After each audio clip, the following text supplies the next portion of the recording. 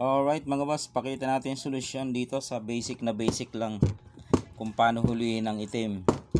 Ang sinabi natin, 4 moves lang hanggang maubos, no?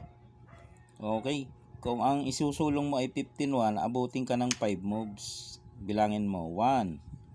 Saan pupunta ang itim? Dito. Di pupunta ka naman dito. 2. Pagbalik niya dito, 3. Atras ka, 4. Pagkain niya, 5. Hanggang maubos nga eh. Di ba? Abutin ka ng 5 moves diyan. Ay ang rules ng puzzle ay 4 lang. Okay? Para maging 4 yan, ang sulong mo diyan hindi dito. Dito, 1. Di ba? Kung dito siya, dito. Pagkain niya, 3. Pagkain niya, 4. Di 4. Okay na. Sa iba naman, ulit. Dito tayo. Paano kung dito siya? Dito ka lang, 2. Di ba?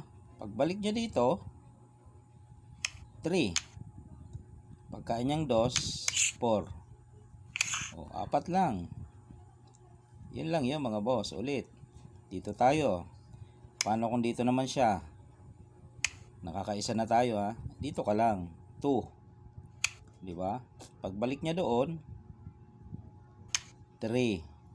Kain siyang 2, 4. Kaya 4 na galaw lang mga boss. Sa totoo lang, huli naman talaga yan. Kasi nga 3 versus 1 na yan. Kaya lang, ang twist natin doon, 4 na moves. Sa 5, okay naman huli. Kaso nga ang ating pinaka-challenge, 4 na moves. Ayun nga, ito nga. Dito ka pepesto.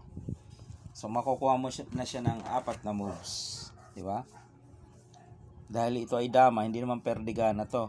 Perdigana, ibigay mo, di wala na. Hindi naabot ng 5 moves o 4 moves. Dama to syempre, hanggang maubos, hanggang mahuli. So, pag tira mo dito, 1 na agad yun, no? Kung pupunta siya doon, 2. Di ba?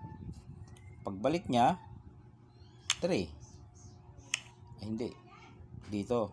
Mali. 3. Kain, 4. Ayan. Kaya ulit-ulitin pa natin. Dito. Dito naman siya. Dito yung pangalawang sulong. Pagbalik niya doon, pangatlong sulong. Pagkain niya, pang-4 na sulong. Yan na mga boss. Ganun lang kadali, kasimple, no? Ka-basic, no? Para makuha mo ang 4 moves na sulong sa paghuli. So, meron tayong idea na sa paghuhuli ng 3 versus 1, hanapin natin ang ganitong forma, itaboy natin dito ang itim at madali na, no? Yan lang mga bossing 4 moves, kitang kita naman.